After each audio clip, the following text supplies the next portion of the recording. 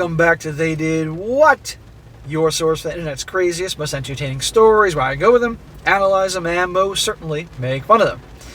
Today, I'm going to go over a story which actually is coming from a guy sending to me for the SSM channel. But this story is so crazy, his email here, I decided to do it over here. This is about a guy who's kicking his wife to the curb, his pregnant wife to the curb, after he found her cheating on him on their honeymoon. But here's the thing. She wasn't just cheating with a dude, she was cheating with another chick. And literally, then he abandoned her on the honeymoon, as he should have. And then she's been gone for 5 months. And now she's back, pregnant, begging and pleading for another chance. And this guy's like, nope, not having it. However, you're going to see in this story all the drama that's going on with this family, because of course the mom and the sister are taking her side. And you're going to see how this whole thing plays out here. It is definitely a crazy one here. And by the way, guys, thanks for bearing with me with the rain. Yes, it's Florida, but I mean, it's the dry season, but it's going to rain some days and the show must go on. But anyhow, guys, get your popcorn. This is definitely a crazy one here, and see how this guy handles this whole crazy situation. So it starts off, he says, hello SSM. I've been watching your videos for the last several months. Actually, for 5 months now. My uncle thought that might help me get through my wife's betrayal. He suggested writing about my experiences and sending it in to you for advice. I'm sending it to you in a hopeful that my situation may be useful to others, and because I need the advice of you and your audience and the strength of your community. Well, the community goes to the SSM channel, and over here They Did What across all the channels. We're all here to help, and enjoy. I wish I had been watching you before I got married. I wish I watched when I was in high school, but I did not. Well, I wasn't there when you were in high school. Maybe some of the other young guys can learn from my mistakes. With your guidance and your listeners, maybe some other cocky kid who thinks he has the world by the balls will learn something from my experience. One of the things I've learned is that a spouse who cheats does not only do damage to the ones she cheated on. Cheating not only affects their marriage, but also the people around them. Not only am I divorcing my wife, but my brother-in-law is also divorcing my sister, and my parents are barely speaking. Yeah, it's one negative domino effect. I'm 24 years old. I thought that I had it all figured out. I was happy and looking forward to a great future. I thought I had a loving, faithful wife and a wonderful extended family. I was wrong. My marriage is over almost before it began. We didn't make it through the honeymoon. Well, it could have been you've been married her a number of years and you got stuck with a horrible alimony or something like that. Or you had a kid with her. Or, well, actually, let me rephrase that because I know how this whole story goes here, but you get my point. My name is Mark. My wife's name is Jill, also 24. We've known each other most of our lives. She's my sister's best friend. My sister, whose name is Amy, is my fraternal twin. Amy and Jill have been BFFs since Jill moved across the street from us when we were all 5 or 6 years old. So you've known your whole life, her family, all that, and she's your sister's BFF. How wonderful. Jill's father is a drunk and a mean one. As far as I know, he's never hit Jill or her mother, but life in that household was not fun once Jill's father got home from the bar or after work. She spent most evenings and weekends in our home and even went on some vacations with us. I think Jill slept at our house as much as she slept in her own house. My parents came to see Jill as another daughter. Well, why weren't they reporting him to the cops or something like that? That's the part that has me curious. My parents came to see Jill's another daughter. Jill went to my mother to discuss any problems that she was having. Jill was always welcome at our house. For me growing up, she became a big pain in the butt as my sister, another pest I avoided at all costs. Yep, that's how it works with the brothers and sisters. My parents are both school teachers. My father teaches high school English, my mother middle school math. They earned enough so we didn't feel poor, but there weren't a lot my parents couldn't afford to buy. There was a lot my parents could not afford to buy us. We had a small 3-bedroom house. When Jill slept over, she slept in Amy's bed with Amy. When it became clear that Jill was going to become a regular fixture in our home, my parents bought another single bed for Jill for Amy's room. That seems a bit much, but then again, well, she was always over there. But again, back to the whole situation with the father, but who knows? My mother's brother, Uncle Jake, is a wealthy one in the family. He owns a construction company. We see him as a second dad. When Jill was added to the mix, Uncle Jake considered her another part of the bundle, another niece. He was married once but divorced years ago. He has no kids of his own. Whenever we needed something my parents could not afford, he would step in and pay. Uncle Jake has been a constant presence in our lives. He's always fun and spoiled Amy, Jill, and me with love being with him. We love being with him. Well, it's great you have this uncle, and it's great you sent him to me. When we became seniors in high school, something changed with Jill, Amy, and me. Instead of the petty childhood arguments and fights, the three of us became friends. We started going to parties together and even eating lunch together at school. By the time we started in high school, Jill and Amy had boyfriends. I, of course, tried at my best as many female classmates as I could. Mixed results. Well, of course, it's easy for them. Now, a lot of times, sometimes there are cases brothers and sisters become friends and they hang out, actually. I've known people that have been like this, in case you guys thought that was weird, brother and sister. Well, they're the same age. They're fraternal. Amy settled on one boyfriend in high school, Alex, our age, and also my best friend since elementary school. From the summer between 10th grade and 11th grade, Amy and Alex were inseparable. Alex's father owned a garage where Alex worked weekends and summers. Alex knew everything about cars. Alex, Amy, Jill, and I started to hang out together, the gang of four. Jill and I became closer and closer, and we were together even when Amy and Alex went off on their own. By Christmas of the 12th grade, Jill and I were sleeping together. When my parents went to sleep, Jill would leave her bed in Amy's room and come into my bed. You stud. But the weird thing is, yeah, she's not your sister, but she in a way is like your sister after all these years, so we can make jokes. You're practically nailing your sister. We were in love. Smack. Oh, for goodness sake. And began to discuss our future together. Our future was set. College, marriage, after college, a family, etc. Smack! I know a lot of young dumbasses talk that way, but for goodness sake, you're in high school. Everything was going according to plan. As I said, I thought I had everything figured out. Well, pretty much you and every other young person thought they knew everything. This is when Uncle Jake should be telling you a few things about life. After high school graduation, Amy, Jill, and I went to college. Uncle Jake paid for private colleges for Amy and me. He offered to pay for a private college for Jill as well, but Jill's father would not accept the tuition from my uncle. Well, the hell with him, because she's a legal adult at this point. He has no fucking say. Too proud, too stupid to accept college money for Jill, Jill went to a state university. Amy and I went to different private colleges. We saw each other during semester breaks and summers. Unless the father has something on her, like literally he has her mind, he messes with it and all that. She's a legal adult. She can do what she wants. Why isn't she out of the picture with her drunken dad? That's what I'm curious about here. A few weeks before college, I asked Jill if she wanted to be single again while we were away at college. Jill started crying and asked why was I breaking up with her. I told her I didn't want to see other girls, but we would not be seeing each other very much for the next 4 years. I told her the temptations at college may prove irresistible.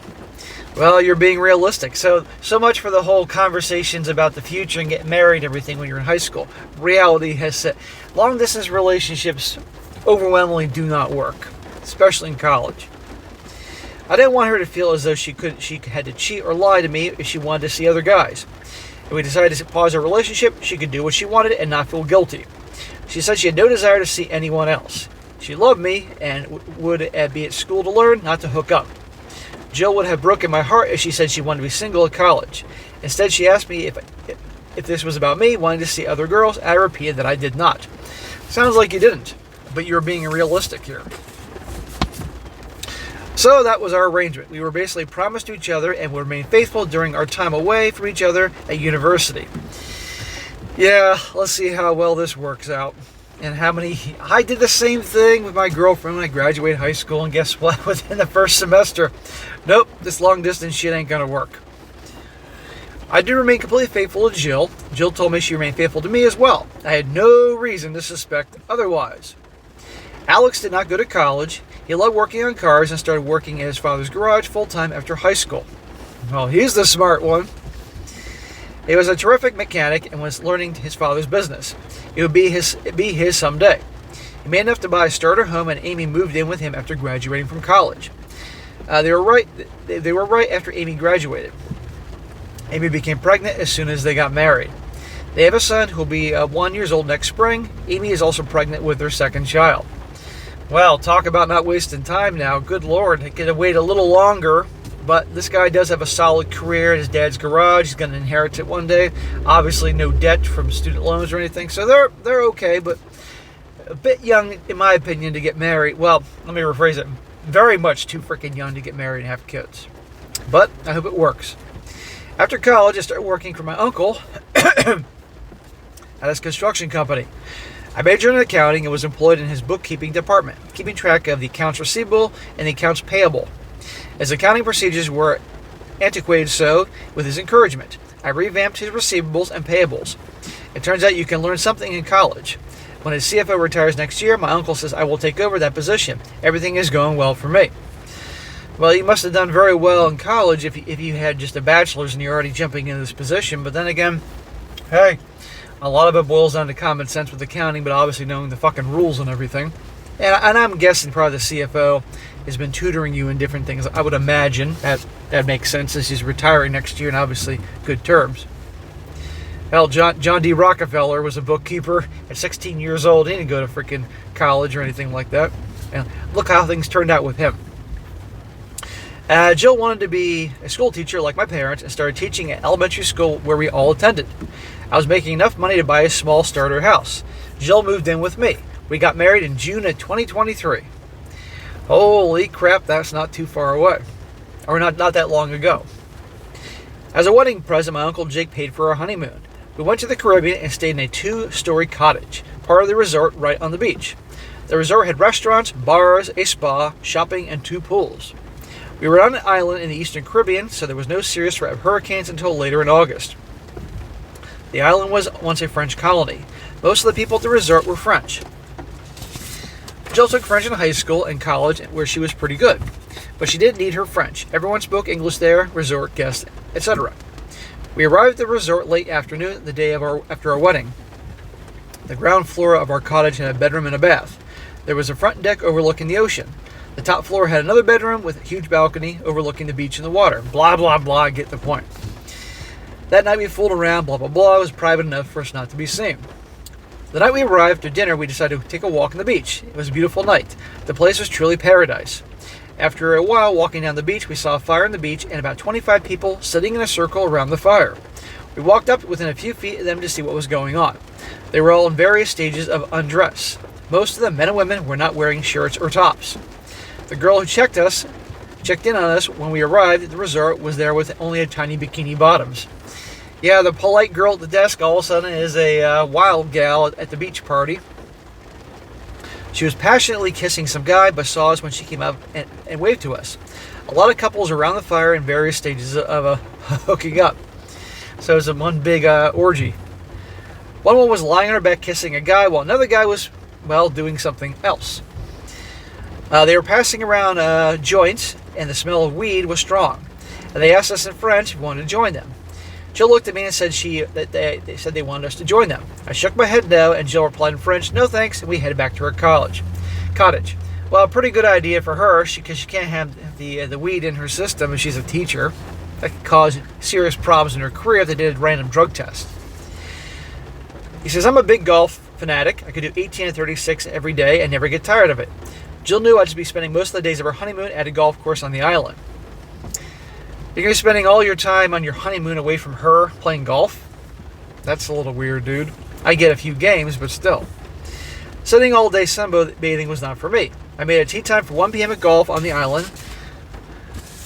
And I was excited to play. Jill and I would hit the beach in the morning and then have lunch, and I'd go play golf. Jill was happy to spend the day on the beach, reading, listening to music, blah, blah, blah. And I'm busy, happy golfing. Went to the beach after breakfast, grabbing 2 lounge chairs. He says French women, no matter how young or old, do not wear tops on the beach. Jill took off her top. I asked her what she was doing. She told me everyone else was topless, and I told her I was not happy with that, and she put on her top without a word. Good for you. If you don't want your wife doing that, then she's not fucking doing that. But if you didn't care, okay, After a few minutes, a pretty woman about our age cuts off over a one-piece bathing suit, walked over to us. She says she worked for the resort and asked to see our room key. She spoke to us in English with a Southern American accent. I showed her my key. She apologized and said people use the resort's private beach who shouldn't be there. Well, that's good they're checking up on that, because people do that all the time. Her job was to make sure that only people staying at the resort used the resort beach chairs. We introduced ourselves. Her name was Jane. I asked how she knew to speak English and not French with us. She said Jill was wearing her bikini top, so we probably weren't French. She asked us where we were from. We told her, and where was she from. She named a southern U.S. city. She'd been coming here on holiday 5 years ago, fell in love with the island, and has been here ever since. She told us if we ever need anything, just ask for her. Ever need anything, huh? Okay, we'll come back to that. We had lunch, and Jill went back to the beach. I went to the cottage to get my clubs. I looked out at the beach where Jill was sitting. Jane was sitting in the beach lounge chair with Jill. Oh, I guess Jill needed something. Jane had taken her top off, the bathing suit down, and Jill was applying sun lotion to Jane's back. Okay. Jill had made a friend. The golf course on the island was a good one, and I continued on to play. That night we took another walk on the beach, down as far as the bonfire on the beach. Evidently this bonfire was a nightly occurrence. Jane was there, of course. Was she wearing her top? Saw us and asked me if we wanted to join them. Jill looked at me hopefully, but I said no. Walking back to our cottage, we argued about it. Jill said that we're there to enjoy ourselves. There were just a bunch of people talking and getting high. Some hotel staff and some guests. We could meet new people. We didn't have to get high if we didn't want to. Ignoring those hooking up and just relax and enjoy the conversation. Yeah, she wants to go there and see Jane. That's what's going on here. This is your freaking honeymoon, and also you're the husband, you're the man here, and if you don't want to do this, don't fucking do it. Like, we're not going to be around that. If the drugs is not your scene, you're not doing that shit.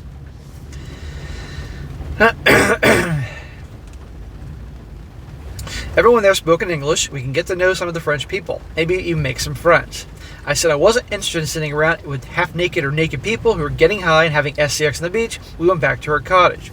Well, good for you for doing what you wanted to do and leading the direction of the relationship. But remember, this is the gal that supposedly stayed true to you all throughout college. The next morning, I booked an early tea time. Jill said she was going to the spa for a massage and then some shopping in the stores in the main building. Then go to the beach. I could find her there when I finished golfing. Who's giving her the massage? When I returned from golf, Jill was in her spot on the beach. She was wearing a thong bikini. She said she just bought it at one of the shops.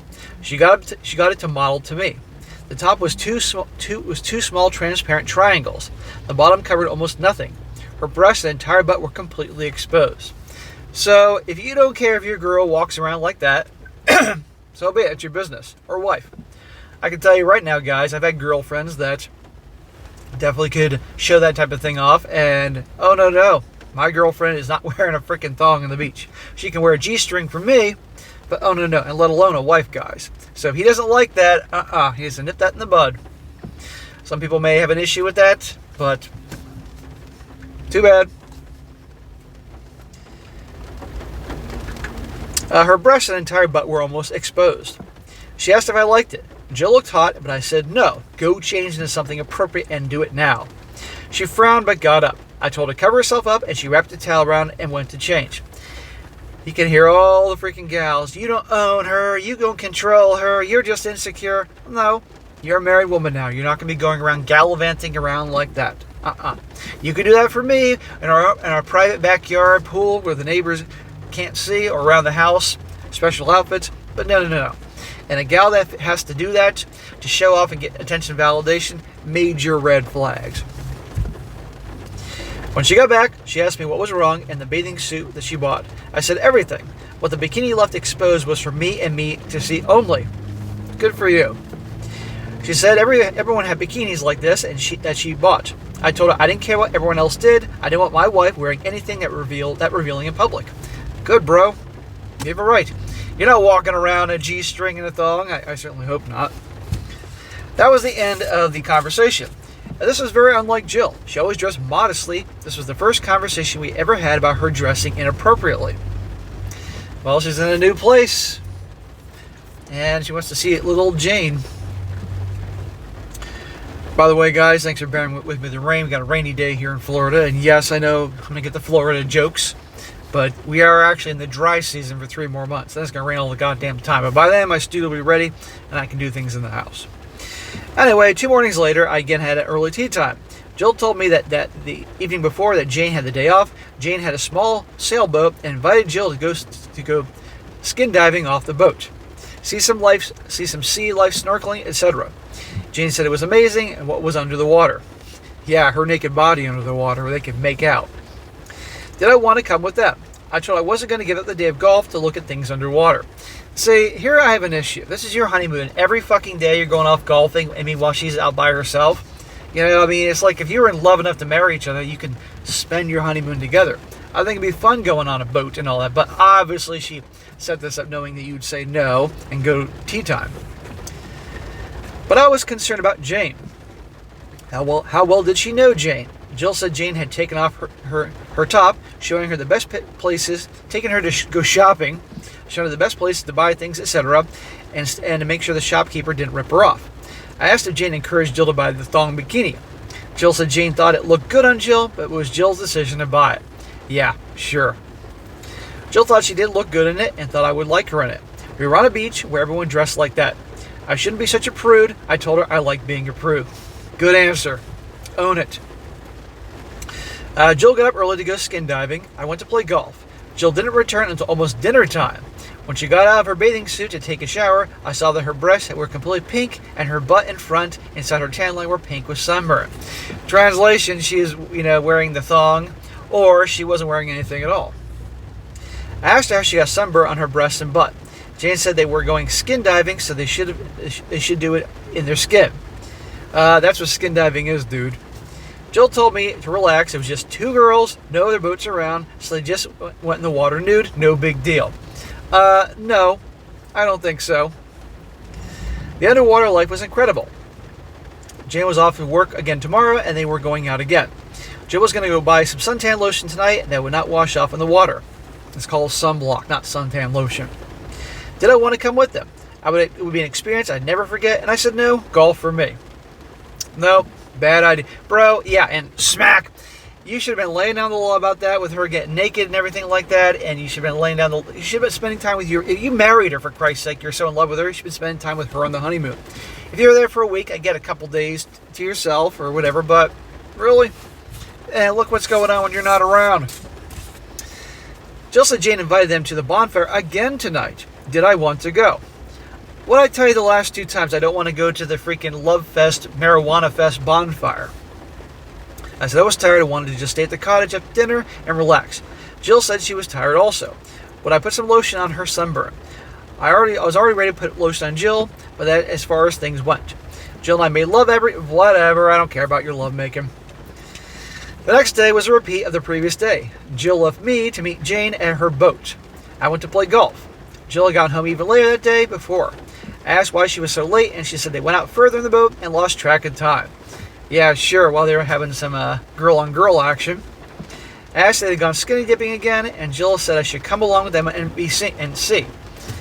So, what she's doing obviously ain't cool, but you're also serving her up on a silver platter, I'd be there, I'd be like, no. So you've made mistakes, man. We ate dinner that night. Jill asked if I wanted to go join Jane at the bonfire again. I said no. I played 36 holes and I was tired. She asked if she can go alone for an hour or so. I said I thought the bonfire was just an excuse for people to hook up. Why would Jill, want to be around such people? She said okay, but she wasn't that tired. She sat on the porch for a while. I sat with her, but eventually left her on the porch to go to bed. She looked like she had her usual sleeping attire on, t-shirt over underpants. Underpants? What are you, 6? So, did it ever occur to you that those two have something going on? Or there's other dudes in the mix? You got to pay attention, my man. But again, you were young, you didn't know, or you are young and thought you had everything figured out.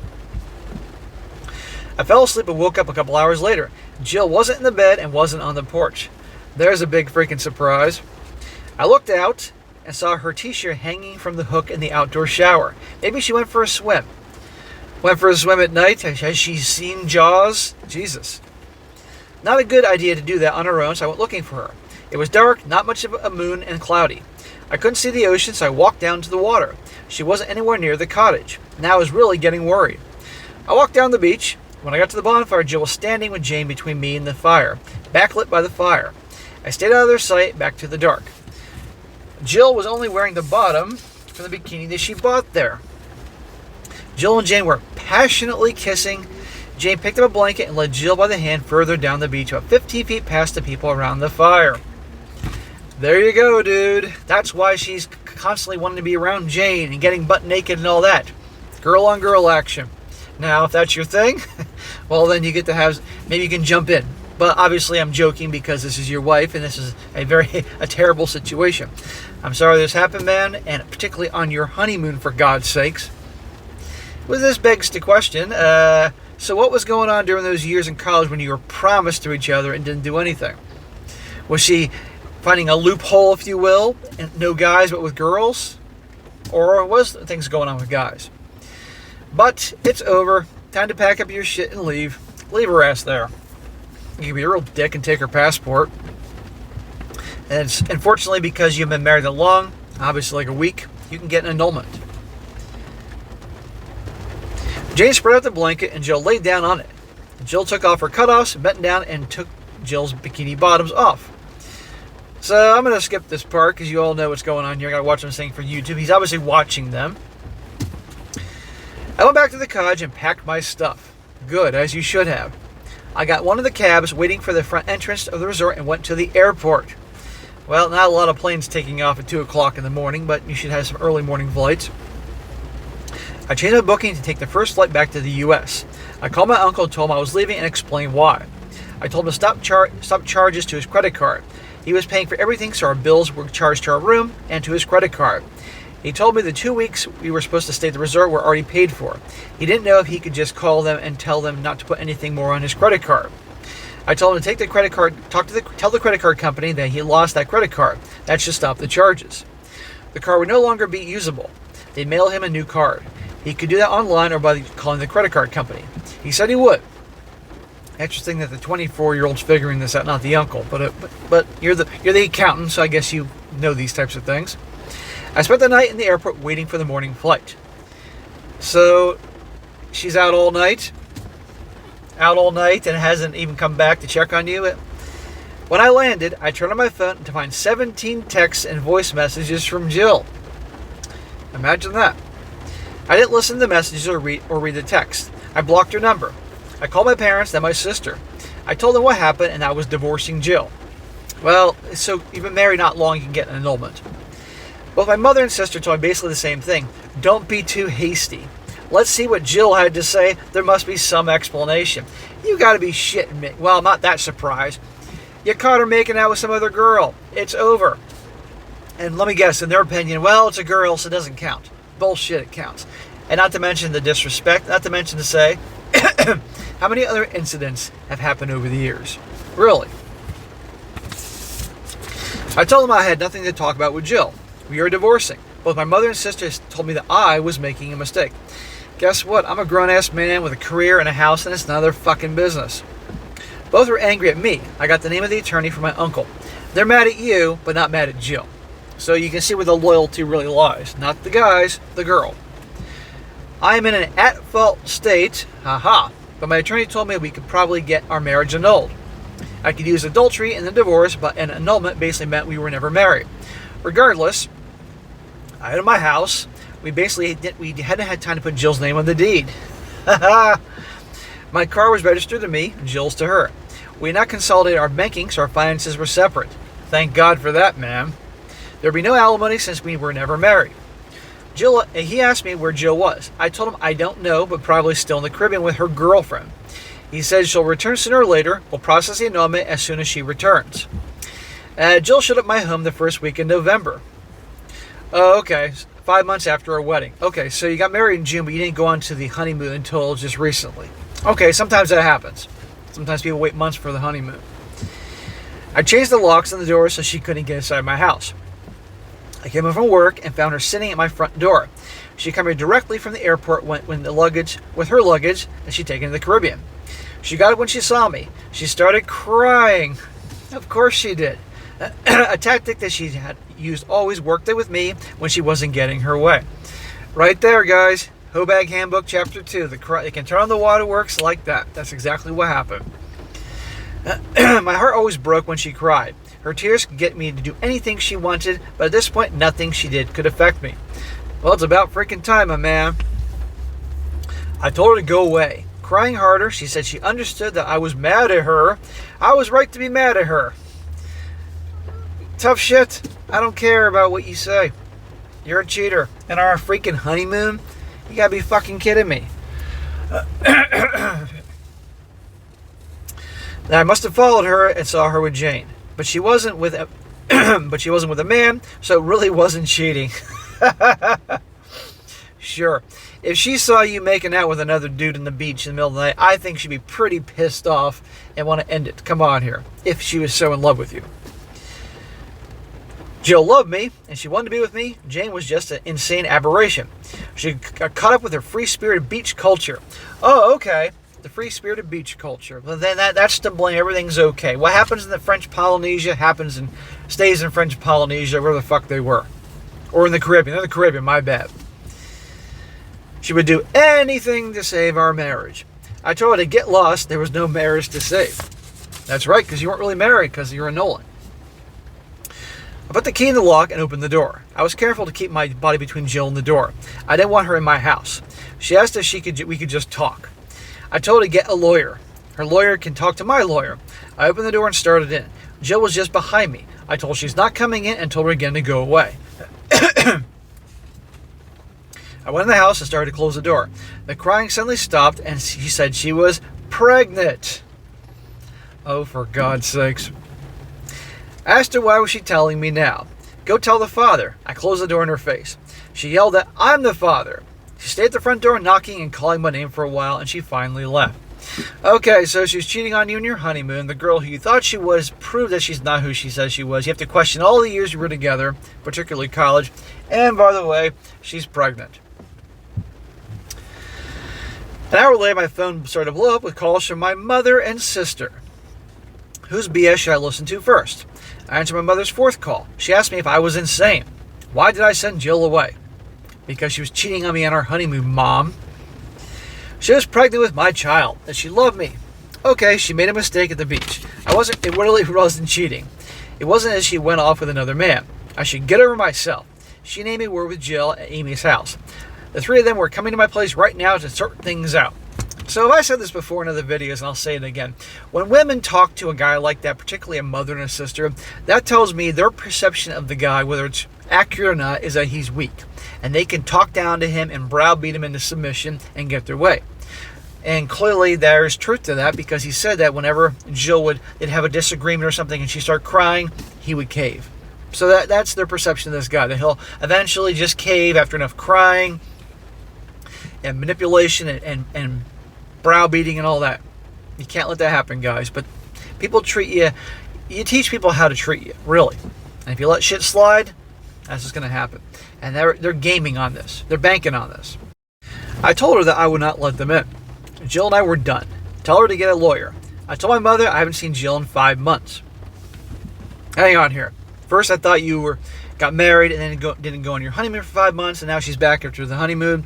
Or now is it that I was mistaken and you got married in June, went on the honeymoon, and she did that and she's been there the whole time with her lover. And now she's back that she's pregnant. I guess that's what's going on here. A little confusing. But okay. So now she's back because she's pregnant and she needs you to take care of her. The child can't be mine. My mother replied Jill was only with a woman at the beach. A woman certainly did not get her pregnant. Jill was 6 months pregnant. The baby was mine. I asked my mother, why would I want to be married to someone who prefers to be with women? My mother said Jill wants to be with me. She made a mistake. She's had my baby, and Jill loves me. Sure, Mom. Well, guys, that is where I'm going to wrap this up, and I'll continue on part 2 in a couple hours later. It's a long-ass video, as you guys can clearly see. So you can see how this whole thing is nuts. And there's a little mixing up with the timeline here, but it seems like, okay, they got married, went on the honeymoon. She cheated. He saw that. He left. He ignored her. And then that was the end of it. And she's been with that chick for the last 5 months or something like that. Now she's back because she's clearly showing and needs someone to take care of her. How nice. But anyhow, you're going to see how things wrap up in part 2 of this whole thing and how this guy handles it. But it never goes to surprise me, guys. This is why I call this They Did What. See you then.